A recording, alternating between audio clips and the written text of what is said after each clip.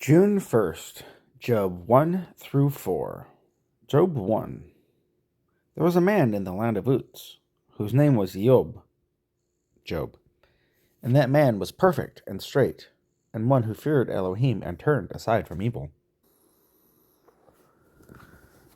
And 7 sons and 3 daughters were born to him, and his possessions were 7,000 sheep, 3,000 camels, and 500 yoke of oxen, and 500 female donkeys, and a very large body of servants, so that this man was the greatest of all the people of the East. And his sons went and had a feast in the house each day on his day, and sent and invited their 3 sisters to eat and drink with them. And it came to be, when the days of feasting had gone round, that Job would send and set them apart, and he would rise early in the morning and offer ascending offerings, the number of them all. For Job said, "It might be that my sons have sinned and cursed Elohim in their hearts." This Job always did. Sorry, my sinuses are really acting up today. And the day came to be that the sons of Elohim came to present themselves before Yah, and Satan also came among them. And Yah said to Satan, "From where do you come?" And Satan answered Yah and said, "From diligently searching in all the earth, and from walking up and down in it." And Yah said to Satan, "Have you considered my servant Job, that there is none like him on the earth, a perfect and straight man, one who fears, deeply respects, and turns aside from evil?" And Satan answered Yah and said, "Is Job fearing Elohim for nothing? Not? Have you not made a hedge around him, and around his household, and around all that he has on every side? You have blessed the work of his hands, and his possessions have increased in the land. But stretch out your hand, please, and strike all that he has, if he would not curse you to your face." And Yah said to Satan, "See, all that he has is in your hand. Only do not lay a hand on himself." And Satan went out from the presence of Yah. And it came to be, when his sons and daughters were eating and drinking wine in the house of their brother, the firstborn, and a messenger came to Job and said, "The oxen were plowing, the donkeys feeding alongside them, when Sheba fell upon them and took them away, and they struck the servants with the edge of the sword, and I alone have escaped to inform you."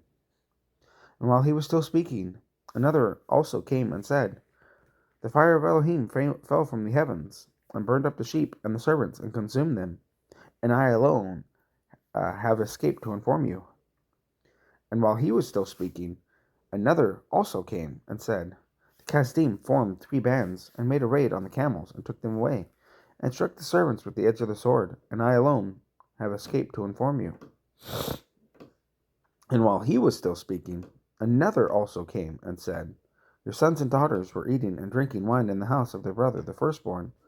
And see, a great wind came from the wilderness, and struck the 4 corners of the house, and it fell on the young men, and they are dead. And I alone have escaped to inform you." Then Job rose up, and tore his robe, and shaved his head, and fell on the ground, and did obeisance. And he said, "Naked I came from my mother's womb, and naked I return there. Yah has given, and Yah has taken away. Blessed be the name of Yah." In all this, Job did not sin or ascribe wrongdoing to Elohim. Job 2. Again, the day came that the sons of Elohim came to present themselves before Yah, and Satan also came among them to present himself before Yah. And Yah said to Satan, "Where do you come from?" And Satan answered Yah and said, "From diligently searching in the earth, and from walking up and down in it." And Yah said to Satan, "Have you considered my servant Job, that there is none like him on the earth, a perfect and straight man, one who fears Elohim, and turns aside from evil? And still he holds fast to his integrity, although you incited me against him to destroy him without cause." And Satan answered Yah and said, "Skin for skin, and all that a man has he would give for his life. But stretch out your hand, please, and strike his bone and his flesh, if he would not curse you to your face. And Yah said to Satan, See, he is in your hand, only spare his life. And Satan went out from the presence of Yah, and struck Job with lonesome sores, from the sole of his foot to the crown of his head. And he took up potsherd,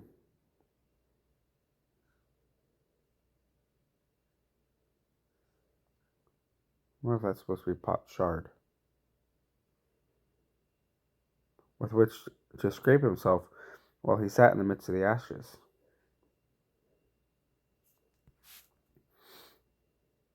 And his wife said to him, Do you still hold fast to your integrity? Curse Elohim and die.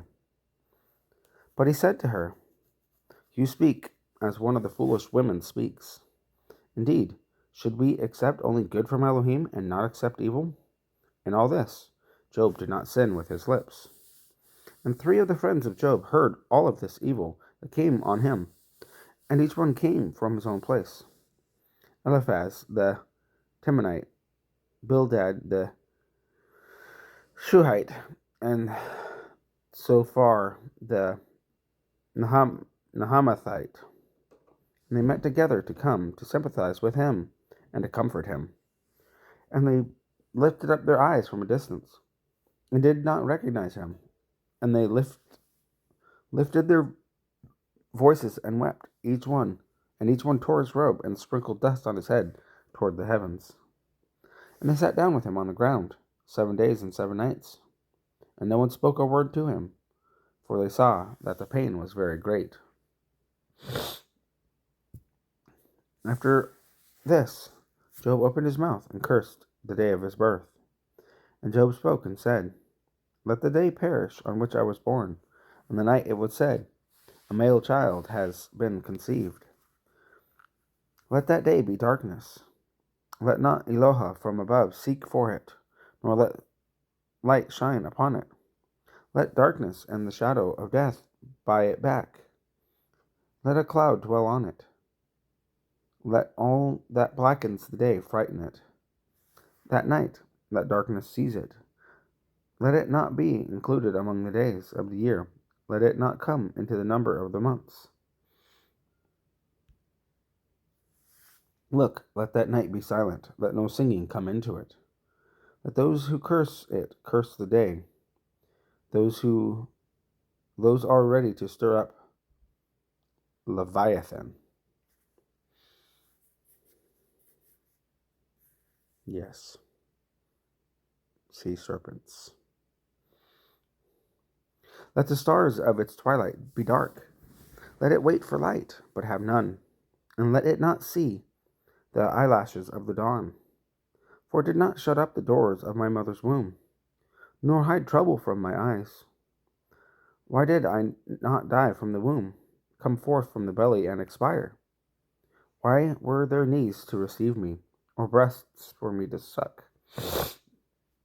For now I would have been lying in peace. I would have slept, then I would have been at rest.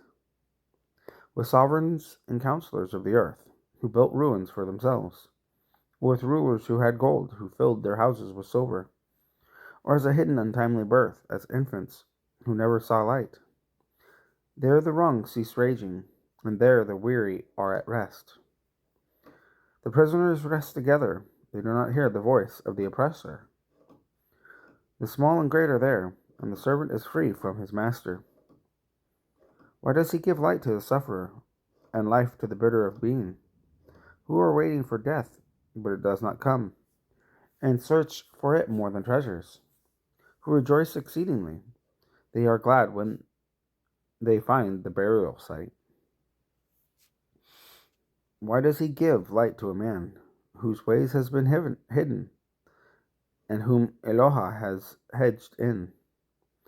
For my sighing comes before I eat, and my groanings pour out like water. For that which I greatly feared has come upon me, and that which I dreaded has overtaken me. I have not been at ease, nor have I been undisturbed, nor at rest. Yet trouble comes. Job 4. And Eliphaz the Temanite answered and said, If one tries a word with you, would you become impatient?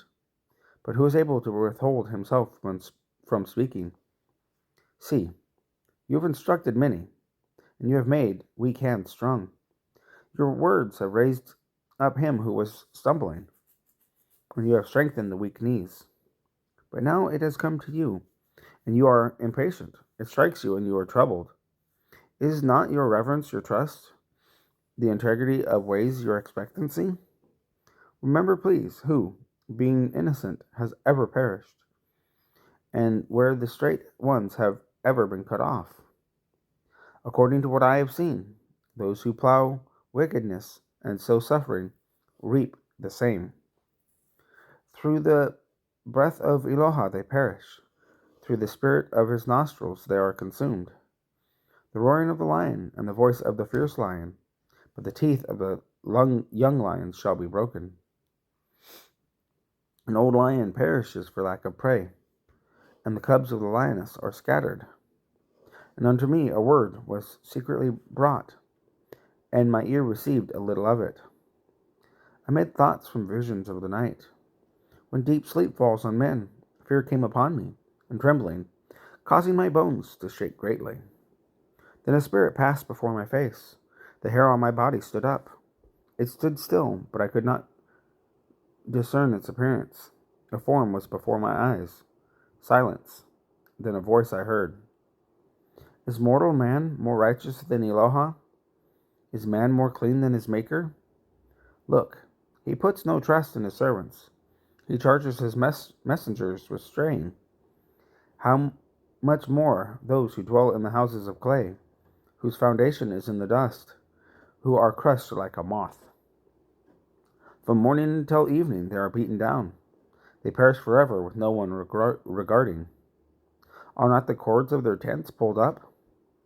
They die without wisdom.